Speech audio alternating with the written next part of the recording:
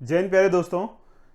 तो जैसे कि आप सबको पता है कि 2026 सैनिक स्कूल का जो है एंट्रेंस एग्ज़ाम का नोटिफिकेशन एनटीए द्वारा आ गया है और लास्ट डेट भी आपको पता है। और एग्ज़ाम की डेट हमने जो है एग्ज़ाम की डेट इन्होंने रखी है 18 जनवरी 2026। तो ऑलमोस्ट हमारे पास 60 दिन का समय है, ठीक है ना।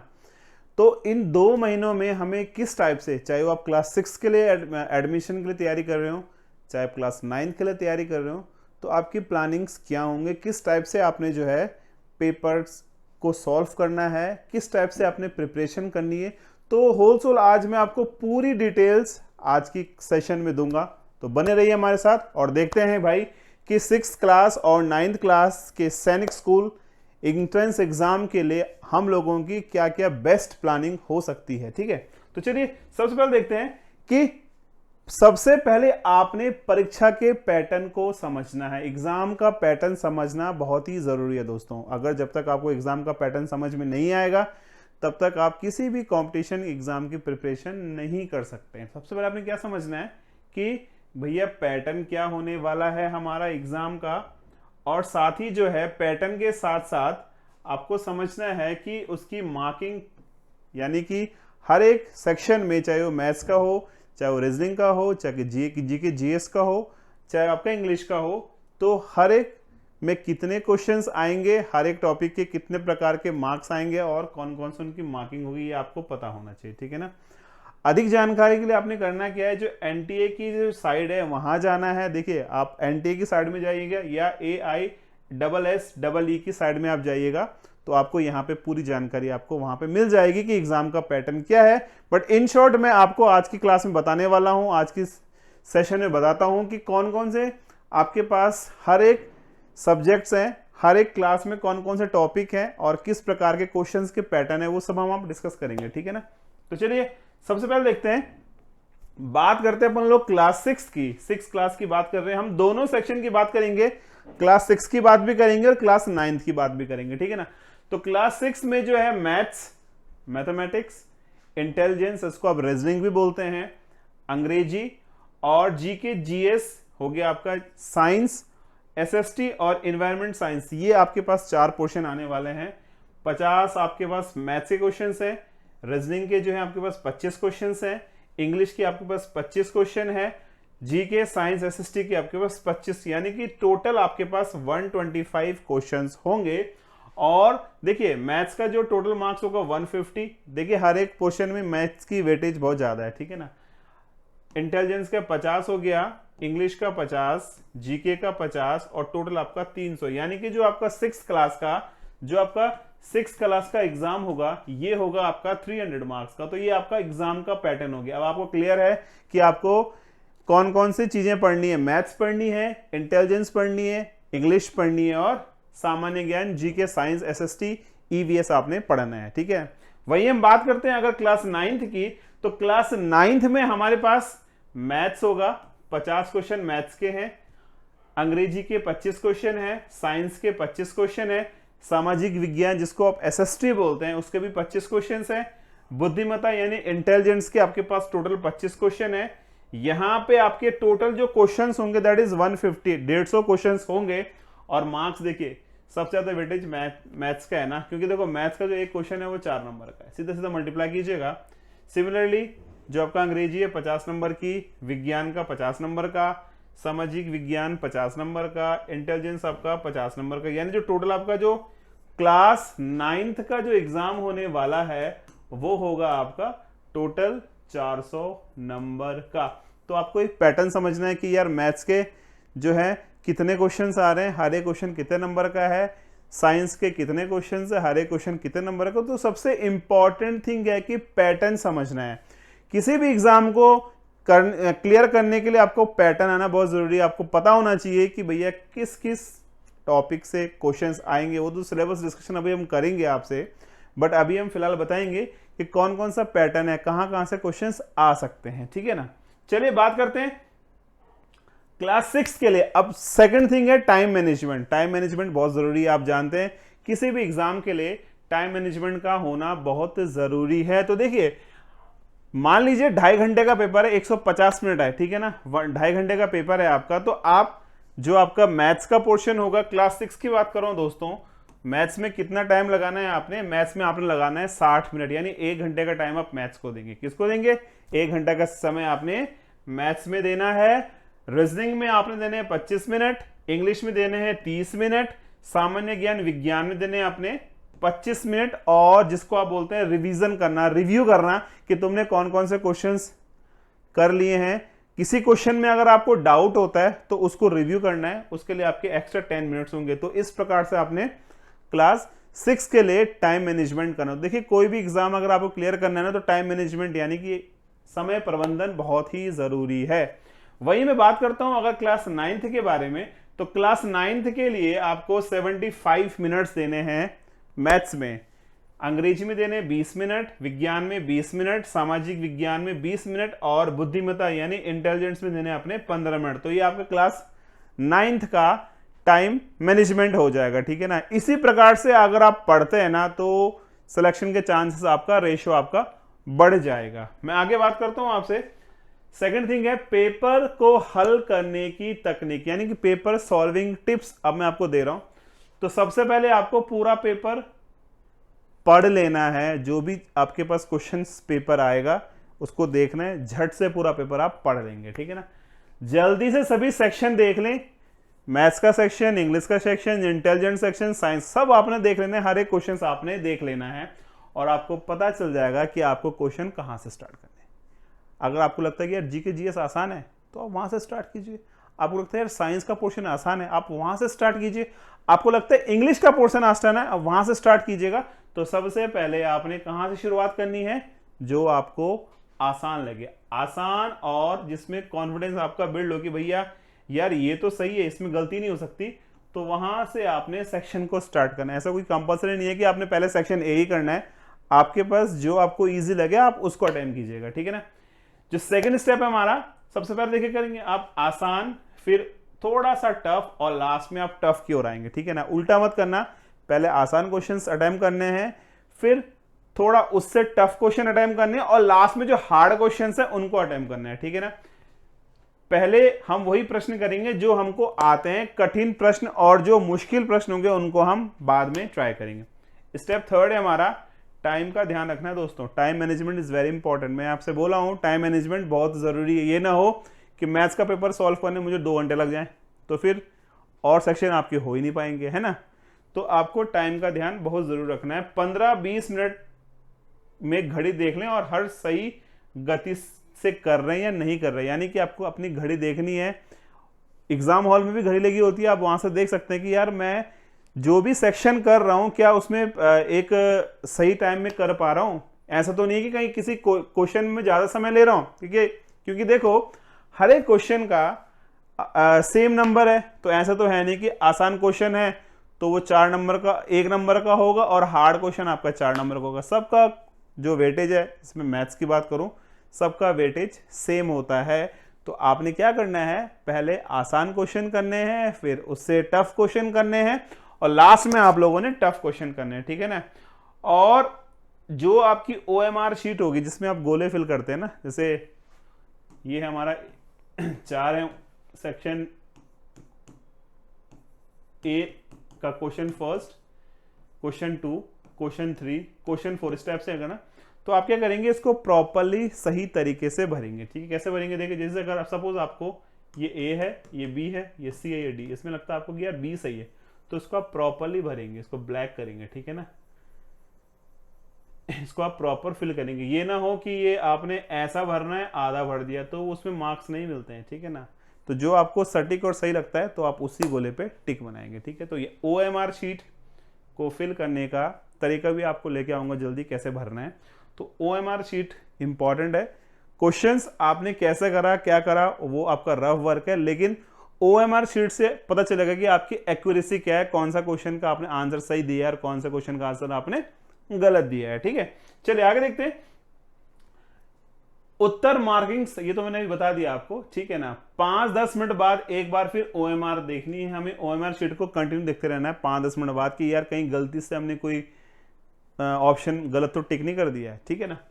अंत में आपने 5 से 10 मिनट सिर्फ जांच के लिए, यानी कि जो भी आपने क्वेश्चंस किए हैं उनको देखना है कि यार ये क्वेश्चंस जो मैंने किए हैं क्या वाकई सही हैं, क्या किसी क्वेश्चन में कोई कैलकुलेशन मिस्टेक तो नहीं है। तो आपने क्या करना है, ये भी आपका इंपॉर्टेंट है।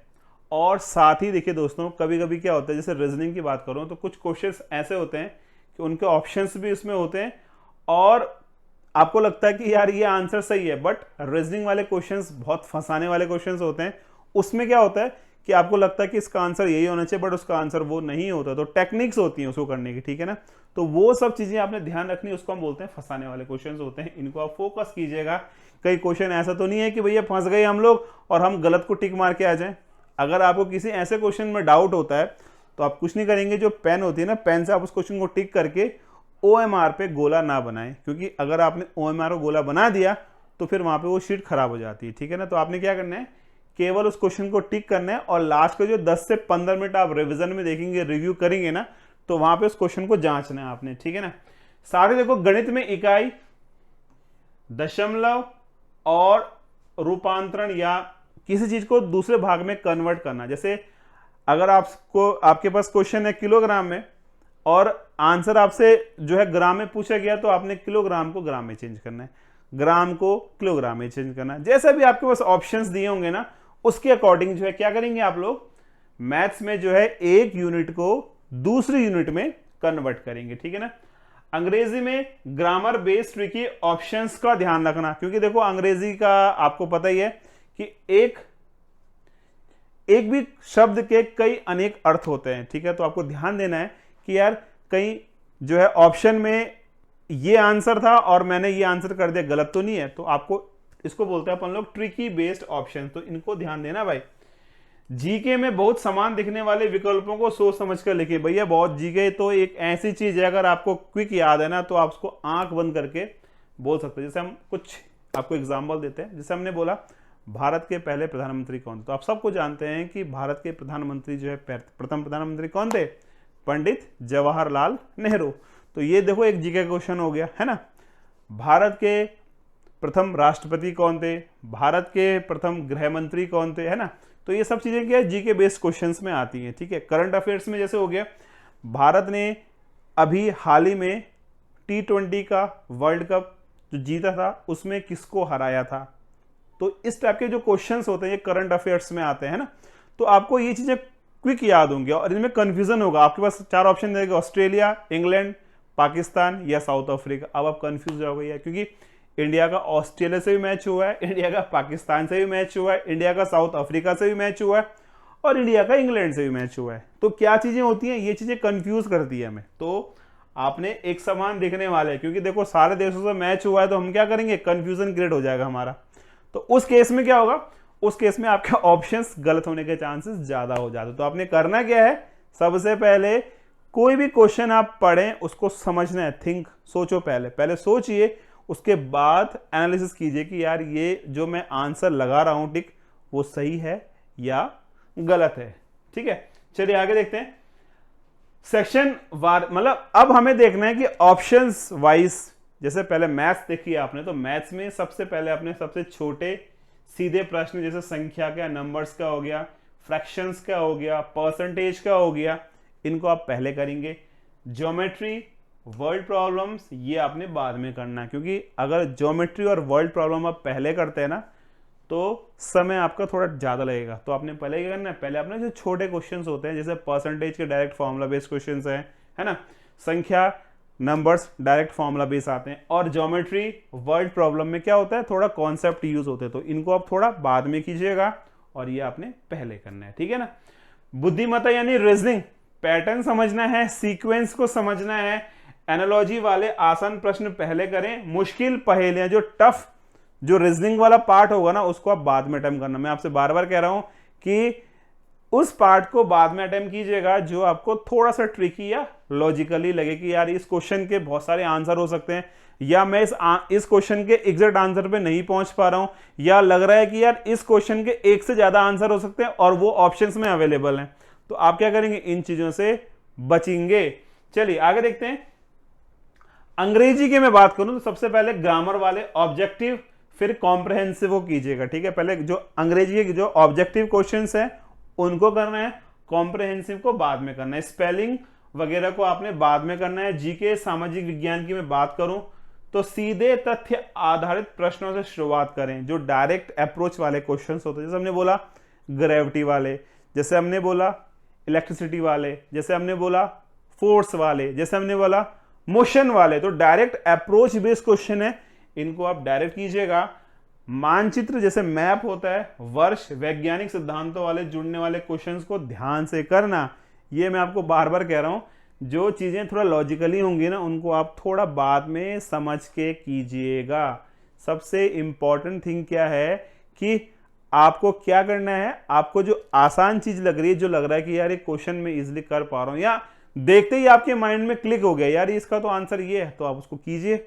जिसमें आप थोड़ा सा भी डाउट हो, थोड़ा कंफ्यूजन हो, उसको थोड़ा समझ के और सोच के करना है, ठीक है।